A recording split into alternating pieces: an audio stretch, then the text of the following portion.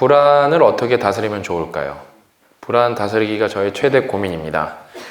마음먹기 나름이라는 걸 알면서도 문득문득 작은 일 하나의 불안감에 휩싸이며 스트레스를 받곤 합니다. 특히 직장 생활은 저에게 다양한 고민과 불안거리를 던져줍니다. 사람들과의 관계에서 일을 완수해가는 과정에서 쓸데없는 걱정을 나열하며 집중하지 못할 때가 많습니다. 이러한 마음을 다스리기 위해 심리학 공부를 하며 명상을 하고 있습니다. 다행히 그전보다 불안함을 느끼는 빈도와 강도가 낮아졌습니다. 다행이네요. 언제까지 일을 할 수 있을지, 인정을 못 받고 도태되는 건 아닌지, 평생 집도 차도 없이 살아야 하는 건지 등등 더 나은 삶을 꿈꾸다 보고 불안하고 초조해지는 것 같아요. 현재에 만족하고 하루하루 충실을 살기에 목표를 설정해야 한다고, 삶의 의미를 찾아야 한다고 하는데 이거 설정이 쉽지 않습니다. 뭐 이런 고민은 다 많으실 거예요. 35살 여성분이 말씀해 주셨는데 사실 제가 여러분 몸이 되게 안 좋아요. 오늘도요. 몸이 안 좋아서 막 힘이 듭니다. 사실 지금도 여기 말하면서 여기 숨이 답답해요. 저는 이제 공황장애 약을 먹습니다. 공황장애 약. 제가 이제 안 먹었다가 요즘에 또 먹어요. 힘이 들어갖고. 저는 뭐 그래서 이제 여러분이 자꾸 오해하는데 내가 이번에 확실히 말씀드릴게요. 그런 거 이제 막 연예인들 이런 얘기 들어봤죠. 공황장애 걸렸다고. 그럼 막 그 사람들은 막 패닉이고 저는 그렇지는 않아요. 전 그런 거 하나도 없어요. 전 멀쩡합니다. 근데 뭐가 힘드냐면은 스트레스 컨트롤이 안 되면서 여기 근육이 확 뭉치면서 숨이 안 쉬어지는 거예요. 숨이 안 쉬어져요. 그러니까 스트레스 컨트롤이 안 돼서 그래요. 네? 저는 그래서 이제 신경과도 가다가 저는 이제 다다음 주에 정신과도 갑니다. 이런 게 잘못된 게 아니에요, 여러분. 왜냐면 우리나라에 뭐 여러 가지 통계가 있는데 제가 이제 신경과 선생님이 얘기하다 들은 게 한 뭐 어떤 데는 뭐 10분의 1, 어떤 데는 6분의 1이 공황장애 증상이 다 있다고 판단을 해요. 그러니까 요즘 현대 그 사람들이 이제 정신병 막 약간 미치는 거 이런 거 생각하는데 그런 게 아니에요. 네? 저는 그래서 저는 사실 이게 저는 또 그 제가 먹는 게 이제 불안증이라 그러거든요. 불안증. 워낙 스트레스를 많이 받아갖고 이게 극복하기가 쉽지가 않습니다. 그럼 그래요. 제가 이제 어저께 페이스북에도 글을 다 썼는데 사람들이 그러겠죠? 왜 그러면은 뭐 그게 몸을 이렇게 상하게 가면서 일을 하냐, 안 하면 되는 거 아니냐, 돈도 많이 버는데 그럴 수 있을까? 그런 게 안 되는 거예요. 여러분들 제가 이제 저니까 여러분들한테 해드릴 수 있는 말이 있을 거 아니에요. 저니까 그 말은 제가 여러분들이랑 다른 점들, 뭐 창업자라든지 아니면 무슨 공학 박사라든지, 그러니까 조금 이렇게 다른 점들이 있을 거 아니에요. 그 중에서 제일 다른 건 제가 몇 번 말씀드렸지만 소득이에요. 소득. 저는 연 소득이 5억 정도가 됩니다. 되게 많아요. 소득 자체가. 그러면 여러분 다 그렇게 솔직히 벌고 그렇게 살고 싶잖아요. 그쵸? 맞잖아요. 그쵸? 저는 근데 뭐 금수저 아니어서 부모님이 주는 것도 아니고 제가 부모님 도움 없이 다 번 돈입니다. 근데 그게 저도 이렇게 되면 행복할 줄 알았어요. 근데 여기까지 오는 게 쉽지가 않고 이게 유지하는 것도 쉽지가 않아요. 생각보다. 되게 힘들어요. 되게. 그러니까 이분이 아까 이제 여기 내가 왜 이런 말씀을 해드리냐면은 결국에는 다 돈을 많이 벌고 싶어 해요. 멘토링 프로젝트 여러분 왜 지원할 것 같아요? 다 돈 많이 벌고 싶어서 지원하는 거. 그게 결론이에요. 사실요. 그럼 뭐 아니에요. 나는 비영리예요. 아니에요. 비영리로 성공해서 그냥 돈 걱정 없이 비영리 하고 싶어서 그런 거예요. 다 어쩔 수가 없어요. 큰 기결점은 경제적 성장을 이루기 위한, 그러니까 큰 목적 중에 하나는 경제적 성장입니다. 어쩔 수 없어요. 저는 그거에 대해서 한 번도 누굴 비난해 본 적이 없어요. 열심히 해서 돈 많이 버는 게 뭐가 도대체 잘못된 건데요? 당연한 결과 아닌가요? 저라서 여러분들한테 말씀드려야 되는 거는 여러분 부의 영역은 제가 말씀드렸잖아요. 여러분이 생각하는 거랑 전혀 다른 영역이에요. 부의 영역은 법칙의 영역이기 때문에 여러분이 성공하면 성공해서 여러분이 얻을 수 있는 부의 양은 어마어마해요. 제가 말씀드렸잖아요. 근데 왜 저는 그거를 막 옛날 사람들은 그러면 그게 왜 자기가 버는 거를 감췄냐? 일단은 세금 문제가 크다니까요. 근데 저는 뭐 탈세에 티격도 관심도 없고 저는 다 전산으로 이루어지는 돈만 받기 때문에 저는 그냥 떳떳해요. 저는 내일 세무조사 받아도 상관이 없어요. 그냥 낸 거 그대로예요. 그냥요. 그렇기 때문에 말할 수 있고 요즘에 뭐 유명한 사람들도 자기 뭐 10억 번다 뭔다 그 사람도 자신 있는 거예요. 그거에 대해서요. 그 자신 있는 사람들 말하는 거예요. 자영업자가 얼마 버는지 왜 안 말해주냐면 왜요? 현금 장사가 많아서 그래요. 어쩔 수가 없어요. 여러분 그런 거 다 여러분도 그렇게 하지 않아요? 여러분 현금 내면 깎아준다면 현금 내는 사람 손 들어봐요. 그냥 손 들어봐요. 내리세요. 그걸 너무 많이 들어서 깜짝 놀랐어. 나도 깜짝 놀랐어. 깜짝 놀랐어. 편지? 그게 현금의 나라였어, 우리나라. 잘 보세요. 여러분 거의 다 들었죠? 지금 깜짝 놀랐죠? 근데 이게 약간 잠깐 이거는 중요한 얘기라서 할게요. 여러분 우리 뼈독자랑 뭐 체인지 그라운드 구독자랑 뭐 졸꾸러기는 이 정도는 알아야 돼. 지금 거의 다 들은 거 여러분 눈으로 봤죠? 그게 무슨 뜻인지 아세요? 여러분은 소득세를 내지 않는 사람들이라는 거예요. 저는 10% 깎아주면 저는 소득 구간이 40%이기 때문에 절대 그게 저한테 이득이 아니에요. 여러분은 여기서 지금 소득세 개념도 거의 모르는 거예요. 그러니까 그게 여러분 인생이 거의 그 피부로 와닿지 않는 사람들은 거의 대부분이에요. 실제로 우리나라의 소득세의 80% 상위 10%가 다 내요.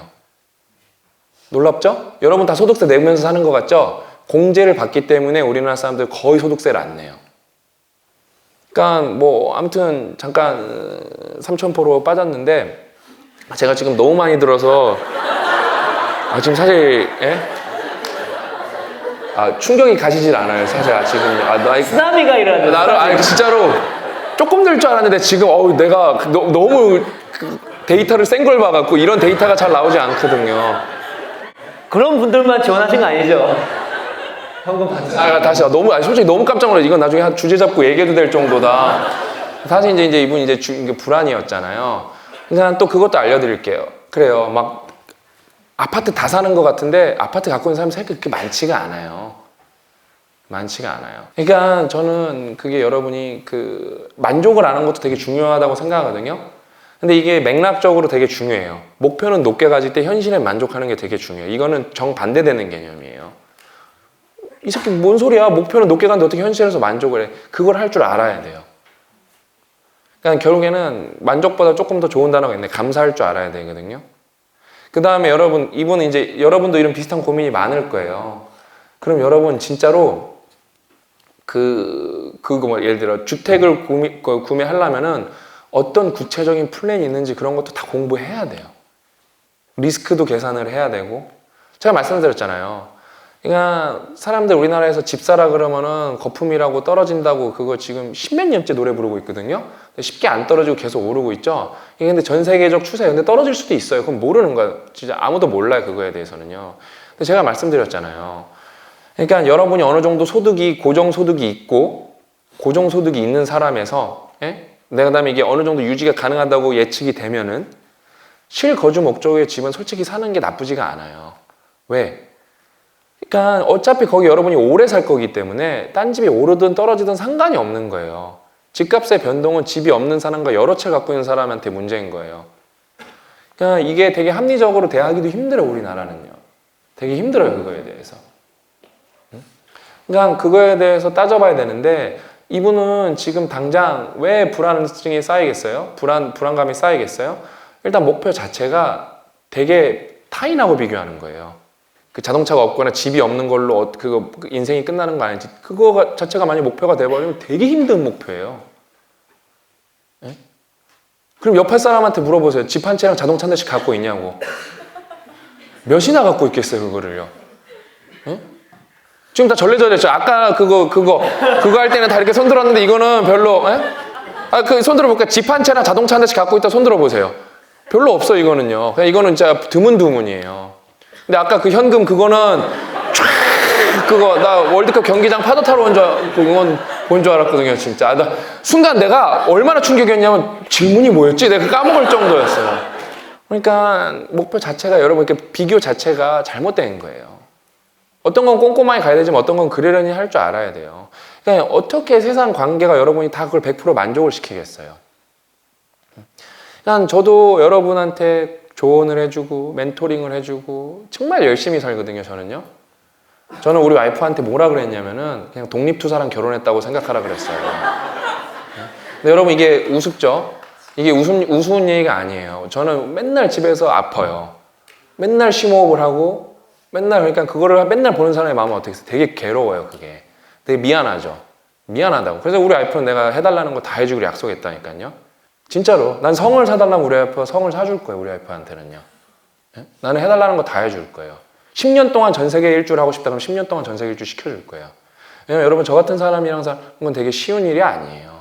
저는 그렇게 살 수 있는데 그걸 보는 사람은 더 괴로워요. 고 작가님도 그래요. 자기는 이해가 안 간다고. 저도 옛날에 이렇게 숨이 막혀서 우울증 걸린다 그러면 되게 나약한 사람이라고 생각했어요.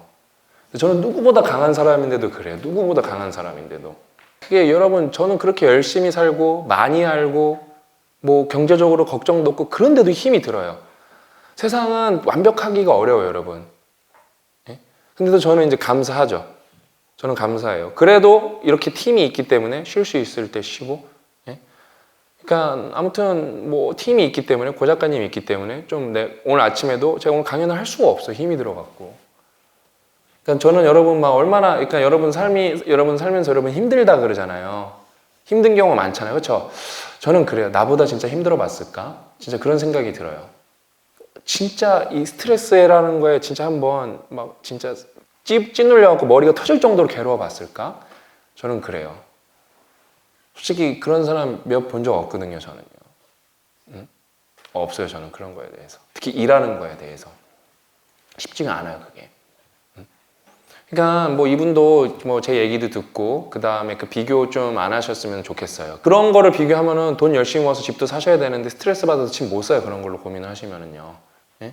그러니까 기준점을 제대로 잡으셨으면 좋겠고 그 다음에 뭐 완벽할 수가 없어요. 사람 자체가 뭐 스트레스를 없애려는 것 자체도 뭐예요? 스트레스예요.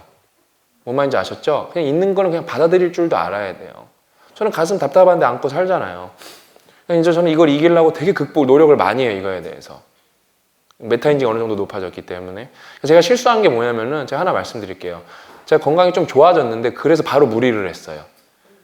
그래서 바로 힘이 없는 거예요, 지금요. 근데도 봐봐요. 그러면 저는 만약에 이거 뭐가 안 올 수가 있어? 그럴 수가 없는 거예요. 기다리는 사람들이 있기 때문에 와야 되는 거예요. 저는 오늘도 밥을 먹으면서 2번이나 내가 밥 먹다 토하면 어떡하지? 그렇게 하고 밥을 먹어요.